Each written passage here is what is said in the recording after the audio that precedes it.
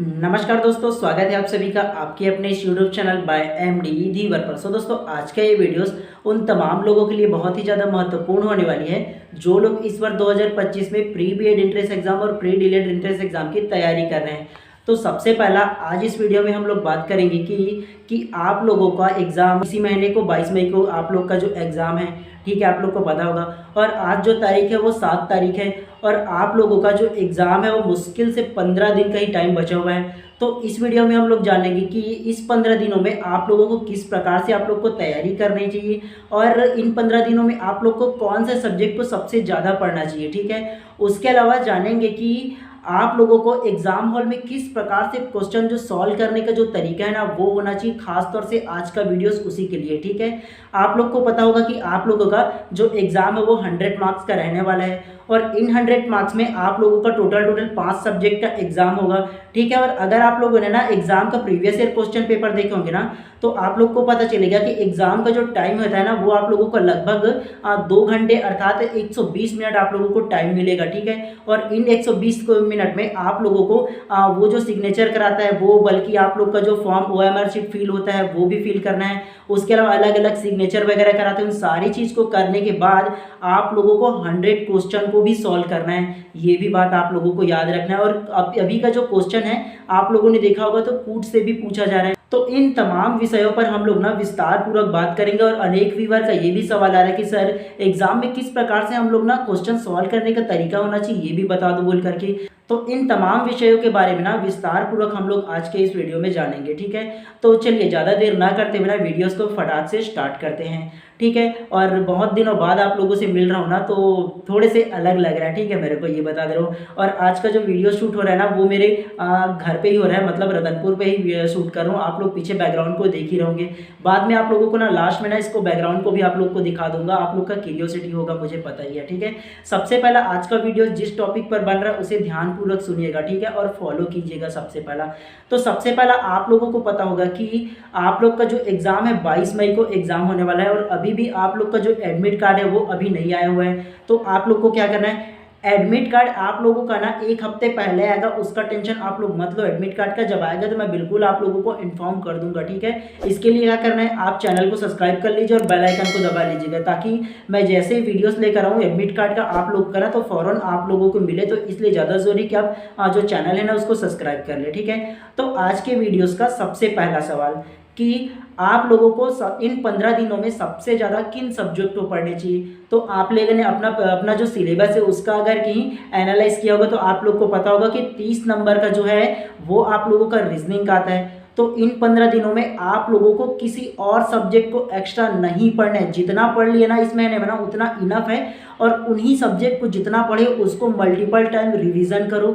और रिवीजन के साथ साथ ना आप लोग ना मैराथन क्लास अटेंड करो, चाहे किसी का भी हो। मैं नहीं कहता कि मैं भी चलाता हूँ, मेरा भी क्लास चलता है, आप मेरा ही देखो, मैं बिल्कुल भी नहीं कहता हूँ। किसी और का देखो, जिसका आप लोग अच्छा लगे उसका देखो। और आप लोग क्या करो, खुद से प्रश्न को सॉल्व करने की कोशिश करो। खास तौर से कूट प्रश्न जो पूछा जा रहा है ना उस टाइप से जो प्रश्न है उसको सॉल्व करने की कोशिश करो। जब तक आप लोग प्रश्न को सॉल्व नहीं करोगे तब तक आप लोग का इस प्रकार की जो कूट में पूछा जा रहा है उसका प्रैक्टिस नहीं होगा तो सही आंसर आप लोग कैसे दे पाओगे। तो इसलिए ज़्यादा जरूरी है कि आप लोग मैराथन क्लास अटेंड करो, टेस्ट सीरीज लगाओ, या किसी का भी टेस्ट सीरीज मिल जाएगा उसको भी लगा लो, कोई दिक्कत नहीं है। उसके अलावा बुक में आप लोग का जो सही विकल्प टाइप से क्वेश्चन दिए होंगे ना, क्वेश्चन बैंक जैसे ना, तो उसको देख लो और उसमें से खुद से आंसर देने की कोशिश करो। और जितना पढ़ लियो आप लोग उतना ही इनफ है यार, उतना ही वो पढ़ो, एक्स्ट्रा पढ़ने की आवश्यकता नहीं। और मल्टीपल टाइम आप चाहो ना तो जो टॉपिक आप पढ़े उसी को रिवीजन करो, वो ज़्यादा आप लोगों के लिए फायदेमंद रहने वाला है। बशर्ते आप नया पढ़ने की बजाय अगर नया पढ़ने के लिए ठानोगे ना तो जितना पढ़े हो उसको भी भूल जाओगे और नया पढ़ोगे उसको भी समझ नहीं पाओगे अच्छे से। तो इन 15 दिनों में कितना नया आप पढ़ लोगे, तो जितना पढ़े उतना इनफ है, उतना ही को पढ़िए और उसका मल्टीपल टाइम 2 बार 3 बार 4 बार रिवीजन कीजिए जितना हो सके, ठीक है। तो सबसे ज़्यादा आप लोग को एक तो सबसे पहला 30 नंबर का जो आप लोग का रीजनिंग का सब्जेक्ट है, ठीक है, उसको आप लोगों का प्रैक्टिस करना है सबसे ज़्यादा। उसके अलावा आप लोग का जो CDP है अर्थात शिक्षण अभिरुचि का जो सब्जेक्ट है वो भी आप लोग को 30 नंबर का आने वाला है, आप लोग को पता होगा। तो इन दोनों सब्जेक्ट का मल्टीपल टाइम आप लोग रिवीजन करो, प्लस मॉक टेस्ट लगाओ, अर्थात टेस्ट सीरीज लगाओ, चाहे मैराथन देखो, लेकिन आप लोग को टेस्ट सीरीज लगाना पड़ेगा। और आप लोगों ने अनेक अनेक जो एग्ज़ाम जिन्होंने निकाला होगा गवर्नमेंट जॉब वगैरह, इस प्रकार के जो लोग ने जो एग्ज़ाम दिए होंगे उनसे पूछना, वो लोग जब 1 महीने बचा होता है ना, तो उन लोग अधिकतर टाइम ना मल्टीपल टाइम वो लोग ना टेस्ट सीरीज लगाते हैं, प्रश्न सॉल्व करते हैं और प्रश्न सॉल्व करने से क्या होता है, उसका माइंड जो है ना वो एक्टिवेट होता है, मतलब प्रश्न को सॉल्व करने के लिए ना दिमाग दौड़ता है कि कैसे इसका क्या आंसर होगा। और सेम प्रश्न जैसे एग्जाम में आता है ना, तो हाँ आप लोगों के माइंड में क्लिक करेगा कि ये प्रश्न मैंने तो टेस्ट सीरीज में दिया था, तो ऐसे ही क्लिक करता है। तो इसलिए बोल रहा हूँ कि आप लोगों को मल्टीपल टाइम आप लोग को क्या करना है, आप लोग को टेस्ट सीरीज देना है, या तो आप लोग मैराथन क्लास किसी का वो अटेंड कर लेना है। ये तो बात हुई आप लोगों का जो तैयारी है उसके लिए, आप लोग को एक्स्ट्रा कुछ भी नहीं पढ़ना है, ये मैं बोल दे रहा हूँ।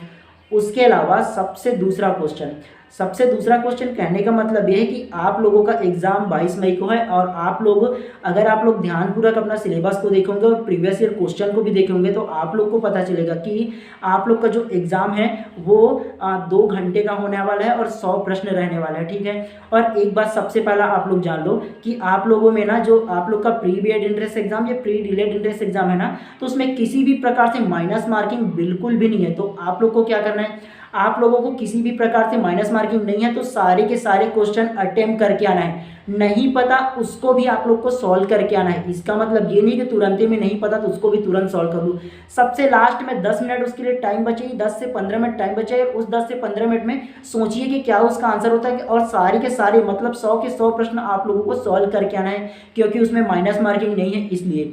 अब सबसे पहला चलिए हम लोग आते हैं कि आप लोगों को एग्जाम हॉल में किस प्रकार से प्रश्न को सॉल्व करना चाहिए, इसके बारे में विस्तार पूर्वक थोड़े से बात करते हैं, ठीक है। तो सबसे पहला आप लोगों ने देखा होगा कि 100 प्रश्न है आप लोगों के पास और 120 मिनट है, मतलब 2 घंटे हैं आप लोगों के पास। 120 मिनट में 20 मिनट तो आप निकाल ही दो जब एग्जाम सेंटर में जाओगे। तो क्यों मैं ऐसा बोल रहा हूँ, मेरा बोलने का मतलब ये है कि 20 मिनट जो है ना आप लोगों को देखना एग्जाम को जो क्वेश्चन बुक है वो उसको पढ़ने में, उसके अलावा जो अनेक प्रकार के सिग्नेचर होते हैं ना, जो वहाँ से टीचर होते हैं वहाँ के सिग्नेचर कराने में, OMR शीट को फिल करने में 20 मिनट ऐसे ही मान करके चलो वो तो गया। अब आप लोगों के पास बचता है 100 मिनट और 100 क्वेश्चन। तो ये मान करके चलो एक क्वेश्चन में आप लोगों को 1 मिनट देना है, 1 मिनट से ज़्यादा बिल्कुल भी नहीं देना है, ये बात आप लोगों को गार्ड बांध लेना है। इसके अलावा सबसे पहला अगर आप लोग क्वेश्चन के पैटर्नों को देखोगे ना, तो आप लोगों को समझ में आएगा। सबसे पहला सब्जेक्ट जो रहता है ना वो आप लोगों का CDP रहता है, अर्थात शिक्षण अभिरुचि रहता है।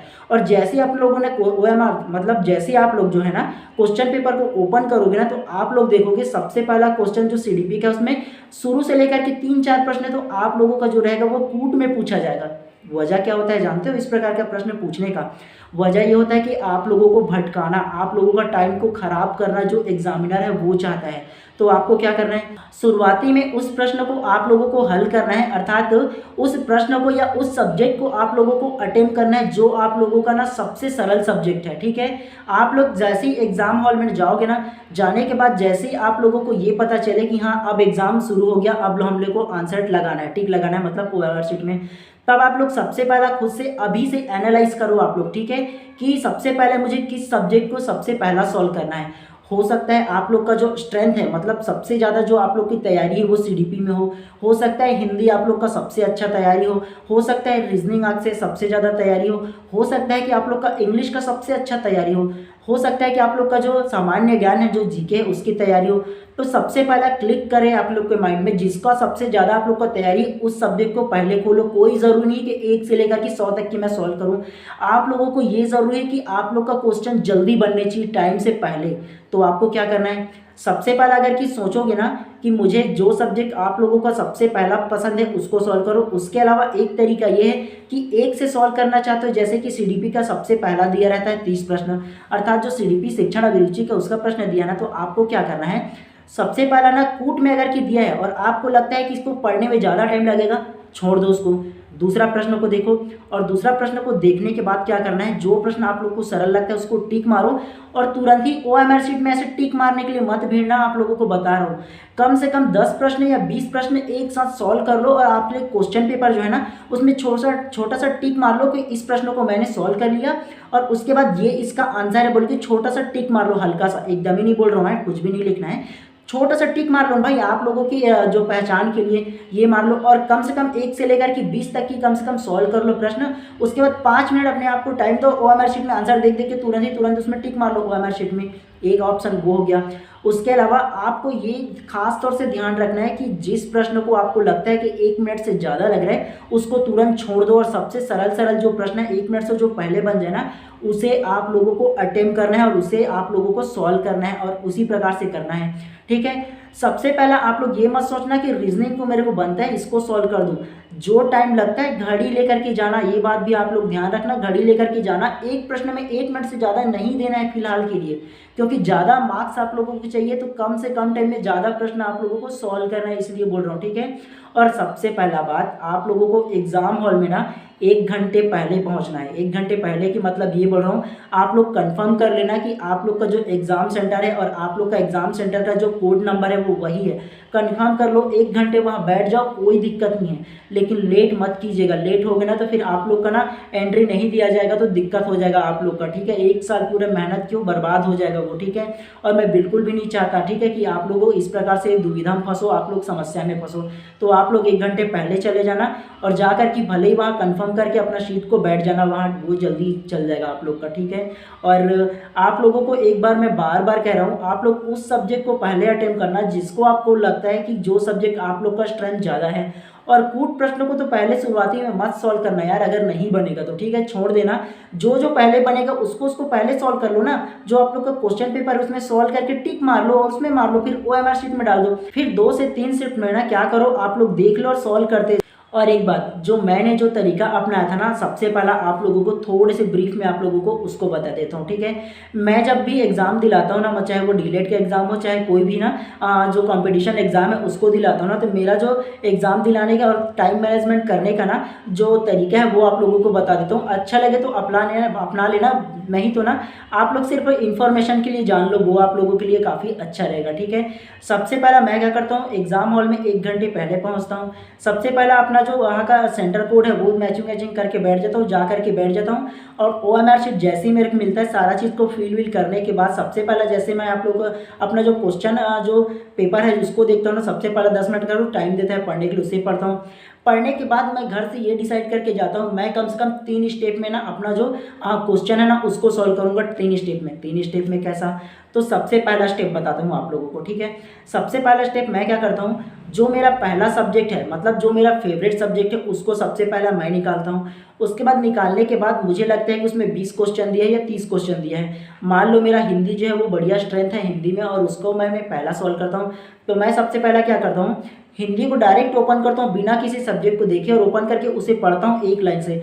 जो जो अच्छा लगता है, जो मेरे को समझ में आता है उसको प्रश्न को ऐसे टिक मारता हूँ, प्रश्न पहला, प्रश्न दूसरा, प्रश्न तीसरा, और प्रश्न पहला का आंसर ये है, प्रश्न दूसरा का ये, छोटा छोटा सिर्फ टिक मार देता हूँ। टिक मारने के बाद छोड़ देता हूँ। और जो हिंदी का मेरा सब्जेक्ट ना 1 से लेकर कि जितना भी मेरा क्वेश्चन बना, चाहे वो 18 हो चाहे वो 20 हो, उसको मारने के बाद मैं क्या करता हूँ, वो 20 प्रश्न जो मेरा सॉल्व हो गया उसे ओएमआर शीट में 5 मिनट का अपने आप को टाइम देता हूँ। उस 5 मिनट में तुरंत ही ऐसे टिक मारता हूँ, गोला मारता हूँ। उसके बाद फर्स्ट राउंड मेरा खत्म हो गया। सेकंड राउंड में मैं ये करता हूँ कि दूसरा जो सब्जेक्ट है उसको देखता हूँ सारा चीज़ को, ठीक है। उसके बाद पूरा सब्जेक्ट को देखूंगा, 10-20 प्रश्न बाकी में से करूंगा। उसको करने के बाद जो जो बनेगा ना उसको सबसे पहला बुक में मतलब मेरा क्वेश्चन बुक है ना उसको देखने के बाद उसी में मैं टिक मारता हूँ, आंसर करता हूँ। उसके बाद फिर मैं क्या करता हूँ, उसके बाद मैं फिर से ओएमआर शीट में आता हूँ, जो जो मेरे को पता है वो सारा चीज़ को सेकंड राउंड में फिर से टिक मारता हूँ। थर्ड राउंड में मैं ये देखता हूँ कि कौन सा प्रश्न ऐसा है जो मेरे से नहीं बना और जो मेरा बच गया है, छूट गया है। क्योंकि मुझे कैसे पता चलेगा, मुझे ऐसे पता चलेगा, मैंने तो जो जो प्रश्न सॉल्व किया है उसे मैंने तो टिक मार चुका है ऐसे एक एक कर करके। और जो मेरा थर्ड राउंड में बचा हुआ है ना उसको एनालाइज करता हूँ कि कौन सा मेरा बचा हुआ है उसको लास्ट राउंड में। और अगर बचा हुआ है मेरा कम से कम आधा घंटा, तो उस आधा घंटा में कोशिश करता हूँ कि यार कौन कौन सा प्रश्न मेरा छूटा हुआ है उसे सॉल्व करने के लिए कोशिश करता हूँ। और लास्ट में जो जो बचता है ना उसको फिर लास्ट में ना फिल कर करके फिर ओएमआर शीट में फिल कर देता हूँ। और इस तरह से मैं ना अपना जो एग्ज़ाम है वो देता हूँ। इस प्रकार से मैं सॉल्व करता हूँ ना। घड़ी को मैं सामने रखता हूँ, अपना जो घड़ी लेकर के जाता हूँ ना उसको मैं सामने रख देता हूँ। सामने रखने के बाद मैं टाइम मैचिंग करता हूँ भैया कि इस प्रॉपर जो सब्जेक्ट है उसके लिए मैं इतना टाइम देता हूँ। मतलब अगर मेरा सीडीपी को देना है मतलब शिक्षण अभिरुचि का 30 प्रश्न है तो मैं 30 मिनट उसे दूंगा और 30 मिनट में कम से कम 20 मिनट में फटाफट सॉल्व करूँगा और 10 मिनट वो ओएमआर शीट में फिल करने में दूंगा। इस प्रकार से मैं सॉल्व करता हूँ और लास्ट में जो भी मेरा बच जाता है उसको फिर लास्ट में फिर पूरा करता हूँ।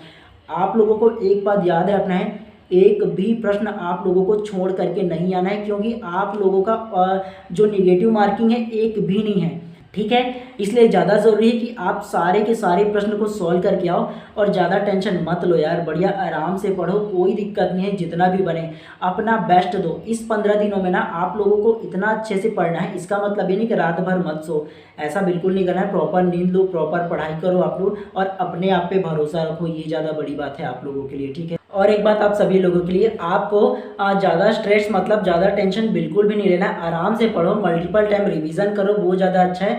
और कोई नया सब्जेक्ट उतना ज़्यादा पढ़ने की कोशिश मत करो यार, जितना पढ़े हो उसी को मल्टीपल टाइम और रिवीजन करो, वो ज़्यादा अच्छा रहेगा आप लोगों के लिए, ठीक है। और इन 15 दिनों में अपना बढ़िया बेस्ट दो, वो बढ़िया रहेगा आप लोगों के लिए, ठीक है। तो आप सभी को एग्ज़ाम के लिए बहुत बहुत शुभकामनाएं मेरे तरफ से, अच्छे से पढ़िएगा। और एक क्वेश्चन आप लोगों का और रहता है कि सर आप मुझे ये बताओ कि कितना मार्क्स में गवर्नमेंट कॉलेज मिलता है। तो आप लोग ये मान कर कि चलो 60+ मार्क्स आपको लोगों को लाना पड़ेगा, मतलब 60 नंबर से ज़्यादा मार्क्स आप लोगों को लाना पड़ेगा गवर्नमेंट कॉलेज के लिए, ठीक है। ये बात आप लोगों को याद रखना है। अब आप लोग बोलोगे कि कैटेगरी वाइज कितना चाहिए, तो कैटेगरी को मत लो यार, आप ये सोचो कि आप जनरल में हो, चाहे जिस भी कैटेगरी के हो, आप जनरल में हो समझ कर कि 60+ लाने की कोशिश करो ना। आप लोग पहले से ये सोच बना लोगे कि मेरा यार, अगर मैं बोल दूंगा यार एसटी वालों का 55 में हो जाएगा, 50 में हो जाएगा, तो आप लोगों का सोच ये हो जाएगी कि मेरा तो 50 में हो जाएगा, कोई दिक्कत नहीं, 50 बस के लिए पढ़ना है। तो ऐसे में आप लोग का माइंड ना फिलहाल के लिए फिर ज़्यादा पढ़ने की कोशिश नहीं करेगा, मेहनत करने की कोशिश नहीं करेगा, ठीक है। कैटेगरी को छोड़ दो, आपको 60+ मार्क्स ही लाना है, ये बात आप लोगों को याद रखना है, ठीक है। इस प्रकार से आप लोगों को पढ़ना है और इन 15 दिन में बढ़िया से पढ़ो, कोई दिक्कत नहीं है, ठीक है। फिर भी आप लोगों को किसी और प्रकार से प्रश्न रह जाता है ना, तो बिल्कुल कमेंट बॉक्स ओपन है, कमेंट कीजिए, मैं उसका आंसर जरूर दूंगा। इन 24 घंटे के अंदर बिल्कुल आप लोगों को ना मैं इसका जवाब दूंगा, बिल्कुल आप इसके लिए निष्फिक्र रहिए, जो भी प्रश्न हो बिल्कुल आप प्रश्न कर सकते हो, ठीक है। और एक बात आप लोग और बता दूं कि ना आप लोग का एग्जाम होने से लगभग 3-4 दिन पहले ना मैं आप लोगों के लिए लाइव सेशन लेकर के पहली बार आऊँगा, ठीक है। लाइव सेशन मतलब उस समय आप लोगों का जो भी डाउट है, जो भी प्रश्न है वो पूछ सकते हो आप लोग। लाइव सेशन में मैं आप लोगों का तुरंत ही उसका आंसर दूंगा, आप लोगों के कमेंट को पढ़ूंगा और पढ़ करके तुरंत ही उसका आंसर दूंगा मैं, ठीक है। तो पहली बार लाइव सेशन करूंगा, ये बात आप लोगों को याद रखना है। 3-4 दिन पहले उसका लाइव सेशन मैं करूंगा आप लोगों के लिए, ठीक है। तो आप सभी को पुनः एक बार फिर से बहुत बहुत शुभकामनाएं, अच्छे से पढ़िए, अच्छे से दिलाइए, जो आपका ड्रीम है उसे पूरा कीजिए और उसके लिए बहुत बहुत मेहनत कीजिए, ठीक है। चलिए आप लोगों को इतना ही बताना था और वीडियोस पूरा देखने के लिए आप सभी का बहुत बहुत धन्यवाद। और अगर आप लोग को ये इन्फॉर्मेशन अच्छा लगा हो तो बिल्कुल यार आप लोग चैनल को सब्सक्राइब कर दीजिए और बेल आइकन को दबा दीजिए, ताकि इसी प्रकार की जब भी मैं शिक्षक भर्ती से रिलेटेड, आप लोग का सी-टेट CG-टेट से रिलेटेड इन्फॉर्मेशन वीडियोस लेकर आऊँ ना, सबसे पहला आप लोगों को मिले। तो इसलिए ज़्यादा जरूरी कि आप चैनल को सब्सक्राइब कर दो, ठीक है। अब चलिए थोड़े से आप लोगों को ना इनफॉर्मल बातें बता देता हूँ, ठीक है। मतलब मेरा ये बैकग्राउंड में आप लोग का ये जो लिखा हुआ देख रहे हो, देख करके सोच रहे होंगे कि सर ये कैसा वाला है। तो फिलहाल मैं अपने घर में रतनपुर में हूँ, मैं आप लोग को पहले ही शुरुआती में आप लोग को बता दिया था, ठीक है। और ये जो सारा चीज़ लगा हुआ है ना, मैं अपने बच्चों के लिए लगाया हुआ हूँ, ठीक है। एक टीचर होने के नाते अपने बच्चों को मानता हूँ मैं ये कि यार अगर देखने से ना कुछ चीज़ें जो होती है वो याद होता है, तो इसलिए मैं अपने बच्चों के लिए ये सारा चीज़ लगाया हूँ। अब मैं अपने बच्चों को कहने का मतलब ये है भैया कि मेरा शादी वादी नहीं हुआ है, मेरी भतीजा भतीजी जो है ना उनके लिए मैं लेकर के लगाया हूँ। अगर आप लोग देखना चाहो ना तो ये देखो, थोड़ा सा आप लोगों को ब्रीफ में दिखा दो, देखो इस प्रकार से जितने भी सारे चीज़ है ना वो मैं आप लोगों का लगा दिया हूँ ये सारा चीज़। और हॉल में लगाया हूँ, आप लोग को पता है, क्योंकि देखो हॉल में सबसे ज़्यादा टाइम घर में जो अनेक लोग होते हैं वो स्पेंड होता है, आप लोग को पता होगा, है ना। तो हॉल में जो चीज़ देखते हैं ना तो बच्चों को याद होता है, और एक टीचर होने के नाते ना मुझे ऐसा लगता है, इस वजह से मैं इन सारा चीज़ को लगाया हूँ। अगर आपके घर में कोई ऐसा बच्चे होंगे छोटे ना तो ऐसा लगा लिया करो, ठीक है। इससे क्या होता है, बच्चे स्कूल में जो चीज़ पढ़ेंगे आकर के सामने देखेंगे ना तो वो भी याद होता है। इनफॉर्मल चीज़ें वो बता रहा हूँ, एज अगर भविष्य में आप शिक्षक बनना चाहते हो तो एक शिक्षक की तरह सोचो, मैं ये बोलना चाहता हूँ आप लोगों को, ठीक है। तो चलिए वीडियोस को यहीं पर समाप्त करते हैं, और किसी प्रकार का और भी आप लोग का क्वेश्चन होना तो बिल्कुल कमेंट कीजिएगा, ठीक है। चलिए मिलते हैं इसी प्रकार किसी नेक्स्ट क्लास में। वीडियोस पूरा देखने के लिए आप सभी का बहुत बहुत धन्यवाद।